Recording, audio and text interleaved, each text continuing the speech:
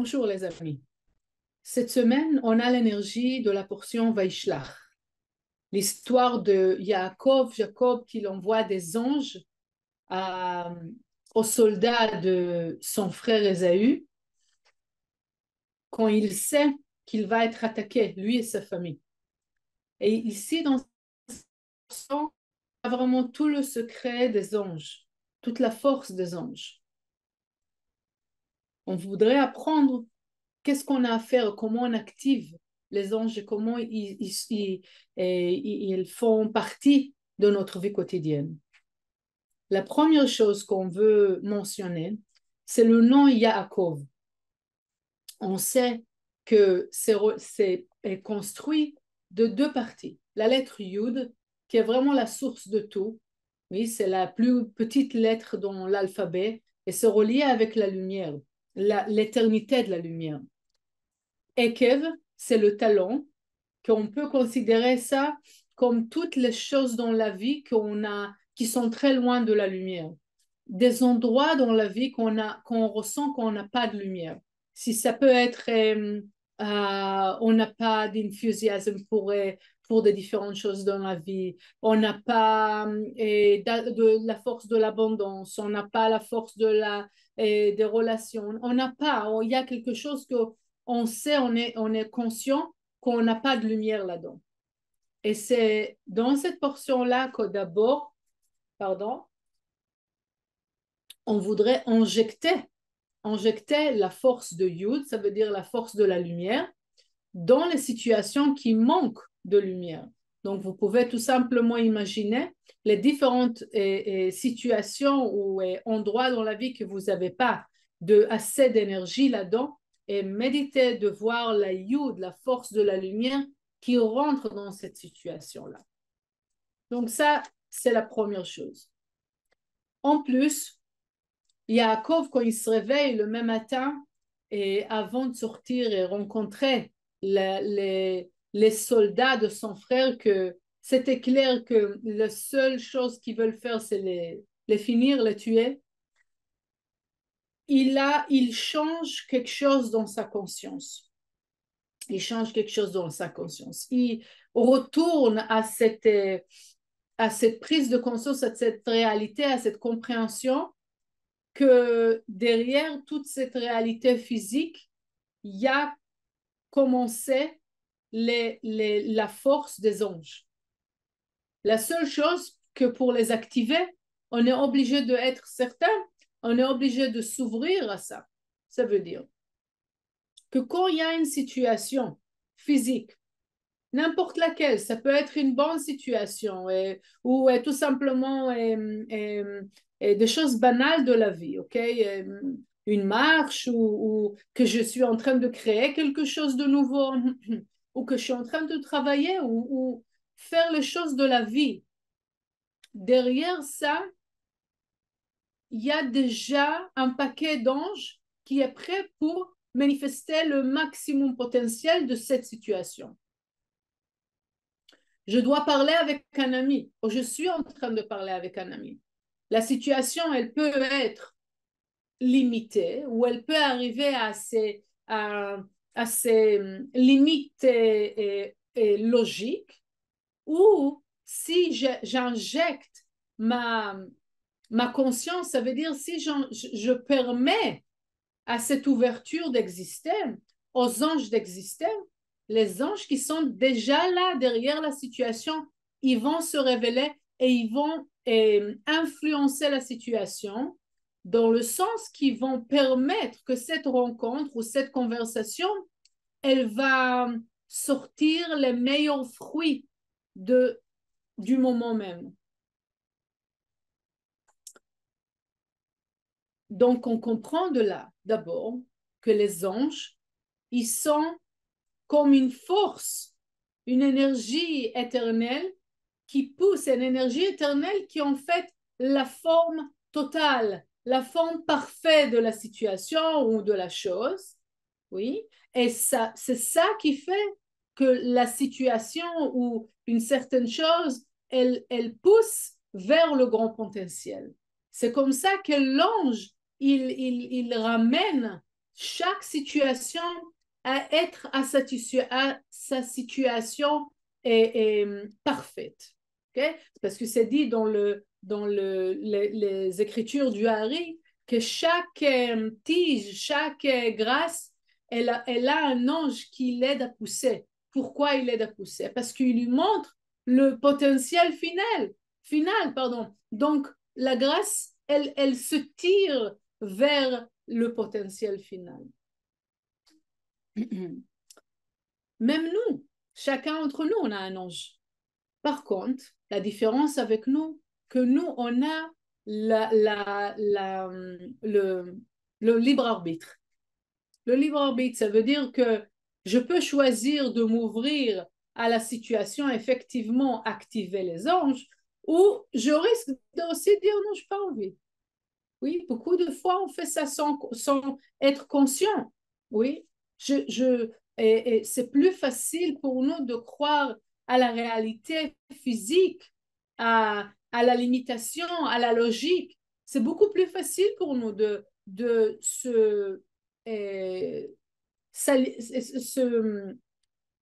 avoir comme une affinité avec ça. C'est beaucoup plus convenient de voir les choses d'une manière logique. OK? Le problème, c'est quoi? C'est si je regarde les choses moi-même, mon être, et qu'est-ce que je suis en train de dire? Qu'est-ce que je suis en train de faire? Qu'est-ce que je suis en train de créer? Je le vois d'une manière limitée, logique. Ça ramène aussi des fruits qui sont limités et logiques.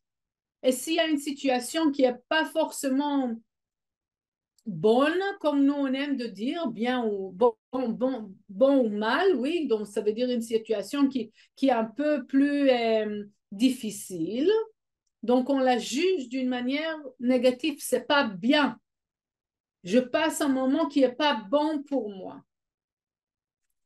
Et c'est quand je reste là-dedans, je ne permets pas aux anges de révéler le bien qui se cache derrière cette situation. Que si je me permets à s'ouvrir à la réalité au-delà de l'imitation, il peut se passer beaucoup de choses qui ne sont pas logiques. Il peut se passer des choses qui sont au-delà de qu'est-ce que j'ai pensé qu'ils peuvent être. Il y a des gens très intelligents qui voient 3 pas en avant. Très intelligents, pas forcément spirituels. Oui, c'est OK. C'est OK de calculer mes pas, mais aussi laisser la place aux anges, à la lumière, de manifester quelque chose qui est beaucoup plus grand que notre cerveau logique.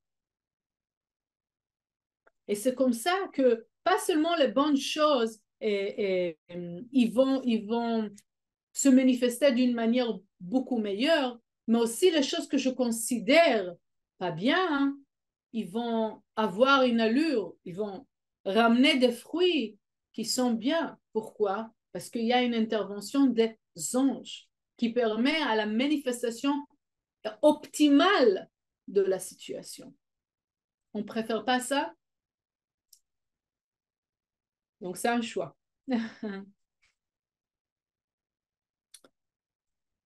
OK. Donc, on a dit, on a 2 manières d'agir et dans la vie quotidienne et quand on fait quelque chose ou quand je choisis quelque chose, ou j'agis d'une manière normale, logique, ou, et ça va vous ramener aussi des fruits qui sont normaux et logiques, bien, mal, ou je décide de m'ouvrir, ok, d'avoir une certitude qu'il y a un monde au-delà, il y a une énergie au-delà.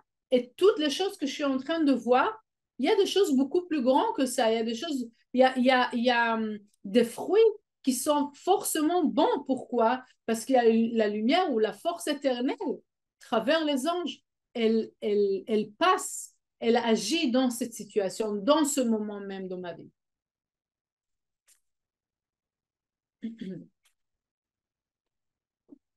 Maintenant, à un moment donné dans cette portion, il y a le combat entre Jacob et l'ange de Esav, qu'on sait que c'est l'ange de l'amour. Mais ici, dans cette partie-là, le combat, le vrai combat qu'on mène tous les jours, tout le temps dans notre vie, c'est le combat entre la vérité et le mensonge. La vérité, c'est toutes les choses qu'on fait qui ont un but. OK? Ça veut dire, est-ce que je suis en train de perdre mon temps? Et même quand je me repose, est-ce que je perds mon temps ou c'est quelque chose de nécessaire pour recevoir de la force pour continuer? Yaakov, il a injecté dans chaque moment dans sa vie une vérité. C'est dit que Vetiten émet le Yaakov et tu donneras la vérité. Pourquoi? Parce qu'il a utilisé chaque moment à avoir un but. Il n'y avait pas une seconde dans sa vie qu'il a fait pour rien, qu'il a gâché ce moment-là, qu'il a perdu le moment, perdre le temps, oui. Il n'avait pas un moment comme ça. Parce qu'à chaque moment, il a injecté le but, il a injecté les anges dedans. Donc, du coup, chaque moment dans sa vie, il avait un but, il avait une énergie, il avait une raison pourquoi être et pourquoi exister. Et on veut recevoir la force de ça cette semaine. Doit avoir vraiment le pouvoir cette semaine de injecter dans chaque action qu'on fait, d'essayer au maximum, parce que si on fait attention pendant même une seule journée, est-ce que vraiment je suis conscient de toutes les choses que je fais? Est-ce que vraiment dans toutes les choses que je dis ou je fais, il y a un but? Pour combien de fois on parle pour rien dire? Combien de fois on fait rien du tout et on gâche notre vie et on veut pas cette semaine vraiment ça va nous influencer pour une semaine mais aussi le changement qu'on fera cette semaine ça va nous aider pour toute l'année. Ça veut dire cette semaine je veux pas faire rien du tout. Je veux m'assurer que chaque petite chose que je fais ou je fais pas. OK, d'abord c'est vraiment gérer mon temps d'une manière que j'utilise mon temps dans la meilleure manière. Et je ramène les meilleurs fruits ou je ramène les meilleures actions parce que chaque moment dans la vie compte et est important. Et aussi, dans chaque chose que je fais, je vais injecter l'ouverture à permettre aux anges d'injecter leur énergie, de se manifester, de activer leur énergie. Et c'est là que je verrai le bénéfice de chaque petite chose que je fais. Et c'est ça le troisième point sur lequel je voudrais parler, déjà le quatrième peut-être, qui compte, mais que Yaakov, il traverse la rivière rivière de Jordan et c'était pas évident, c'était pas dans son plan et c'était difficile à faire, mais quand même, il traverse la rivière de Jordan. Pourquoi faire? Pour aller ramasser des petites boîtes de fer. À quoi ça sert? C'est des petites boîtes de fer. Oui, ça t'appartient, mais pourquoi tu dois aller les chercher? Et ça continue, qu'est-ce qu'on a dit? Parce que chaque chose qui appartenait à Yaakov, il avait une très grande importance. Et nous, il faut qu'on fasse attention à nos choses, aux choses qu'on nous, on crée et qu'on fait chaque seconde à l'argent, à la famille, à toutes les choses qui nous appartiennent, mais aussi toutes les choses et les relations qu'on crée, le travail qu'on fait. C'est des choses on les a créées. Si on les considère pas importants, ils seront pas importants. Les anges ils vont pas intervenir et de là, la force ou l'énergie de ça, il aura pas il aura pas de pouvoir, il aura pas d'énergie. Ça va pas être important, effectivement, et on peut laisser. Mais Yaakov, il a décidé que ces cannes-là, ils sont importantes. Ces petites boîtes de fer, ils sont importantes. Et c'est pour ça qu'ils ont beaucoup d'énergie. Parce que les anges, ils ont été activés aussi dans leur création, dans la fête qu'il appartient à Yaakov. Et c'est pour ça qu'il fait tout le chemin.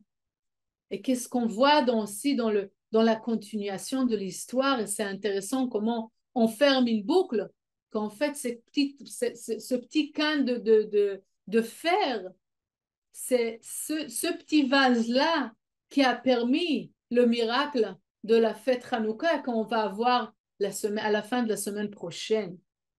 C'est vraiment extraordinaire. Pourquoi?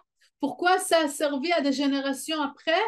Parce que Yaakov, il a insisté que qu'est-ce qu'il a est important. Et de là, il a permis aux anges d'activer leur énergie. Et c'est là que les cannes, les petites boîtes de fer, ils sont été pas rien que des petites boîtes de fer, ils sont été importantes. Ils ont eu la totalité de l'énergie infinie. C'est pour ça qu'ils ont tenu des générations et des générations jusqu'à servir à un miracle. Donc, on veut vraiment voir dans notre vie toutes les situations, toutes les choses que nous appartiennent ou toutes les choses qu'on crée, toutes les actions qu'on fait, les relations qu'on a, la personne qu'on est décidée. Si je ne suis pas important, ok. Donc, on ne va pas venir à demander des grandes choses parce que si on se considère ou on considère les choses qu'on n'a pas importantes, c'est la réalité, c'est la logique et la limitation qui va gagner. Mais si on décide que chaque petite chose qu'on est et qu'on a est important, est unique et très puissant, donc la lumière éternelle, elle est là, les anges, ils sont activés, et même la petite des situations dans notre vie, ou les petites choses que nous, on fait dans la vie, ils sont très, très importants. Pour pouvoir vraiment, comme garder cette force, énergie, conscience qu'on vient d'entendre, je voudrais lire un paragraphe dans le Zohar, comme on sait les lettres du Zohar, c'est des lettres qui permettent à l'énergie à pénétrer, pas seulement à comprendre avec la logique. Là-dessus aussi, quand on écoute, je sais que qu'est-ce qu'on partage grâce à toutes les générations et des kabbalistes jusqu'à maintenant, jusqu'à aujourd'hui, c'est une très grande révélation de lumière, c'est une très grande révélation d'énergie. Et quand vous écoutez ça et vous comprenez dans la logique, maintenant on veut digérer ça et avoir ça dans notre esprit, dans notre essence. Et pour pouvoir faire ça, on utilise les lettres du Zohar pour pouvoir passer l'énergie à notre intérieur. Je lis dans la portion Vaishlach, dans le Zohar, le verset 6. פתח רבי יצחק ואמר, כתיב, חונה מלאך השם סביב לירייה ויחלצם, האו כמוה, אבל באתר חד כתיב, כי מלאכיו יצווה לך. מלאכיו סגיעין והחד דכתיב חונה מלאך השם סביב ליראיו ויחלצם, אלא כי מלאכיו יצווה לך. אילן שאר מלאכין מלאך השם סביב דה שכינתה כדה, וירא מלאך השם אליו בליבת אש מתוך הסנה. ובגין כך חונה מלאך השם סביב ליראיו להקפה לי בכל סטרין, בגין לשזבה לי, וחד שכינתה שריה בגבי. דבין כך, כמה משריין קדישין, כולהו הזדמנו לתמן. Je vous souhaite une très bonne semaine.